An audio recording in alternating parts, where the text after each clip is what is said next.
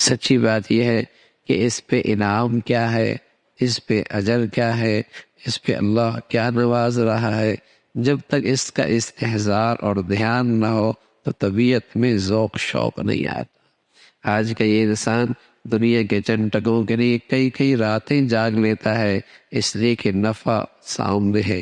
اگر ٹرک پتھروں کا گھر کے سامنے گرا ہوا ہو، پڑا ہوا ہو، اور آپ کسی ایک شخص سے کہہ دیں کہ یہ پتھروں کا ٹرک میرے گھر میں ڈال دو، کہے گا میں اکیلا، گرمی اتنی سخت، میں اندر کیسے ڈالوں؟ اور اگر آپ اس سے یہ کہہ دیں کہ میاں اس پر آپ کو 10,000 روپے ملیں گے، وہ کہے گا میں ہی ڈالوں گا، کوئی اور نہ، کسی اور کو نہ بولیے گا۔ جو چیز بڑی مشکل لگ رہی تھی، بڑی ہی مشکل لگ رہی تھی، اتنی آسان کیوں ہو گئی؟ اس لیے کہ نفع سامنے آ گیا، اس لیے کہ نفع سامنے آ گیا۔ اس پہ اللہ دے گا کیا؟ اس پہ انعام کیا ملے گا؟ اس پہ اجر کیا ملے گا؟ اور پتہ نہیں یہ صحت جو آج اللہ نے دے رکھی ہے، اور جو فرصت آج اللہ نے دے رکھی ہے، اور یہ زندگی کی گھڑیاں جو اللہ نے آج دے رکھی ہے، کیا پتہ کل کیا ہونا ہے، کیا پتہ پھر نصیب ہوتا ہے یا نہیں ہوتا۔ تو بڑی قدر کرنی چاہیے، بڑی ہی قدر کرنی چاہیے۔ قدردانوں کی زندگیاں رمضان میں پڑے تو ہم جیسے لوگ تو حیرت ہی کرتے رہ جائیں کہ اچھا ایسے لوگ بھی گزرے ہیں۔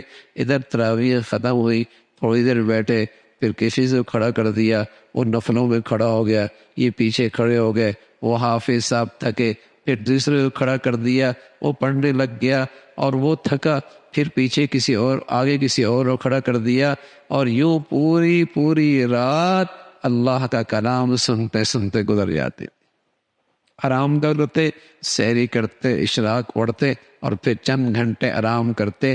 24 گھنٹے میں یہی وقت ان کا آرام ہوتا، رات قرآن کی تلاوت سننے میں اور پڑھنے میں گزرا کرتے۔ اور ایک نہیں، سیوں لوگ ایسے قدردان موجود ہیں۔ رمضان کا مقدس مہینہ ہے، اللہ نے صحت دے رکھی ہے، قوت دے رکھی ہے، فرصت دے رکھی ہے، الحمدللہ۔ تو بڑا اللہ کا کرم ہے، احسان ہے۔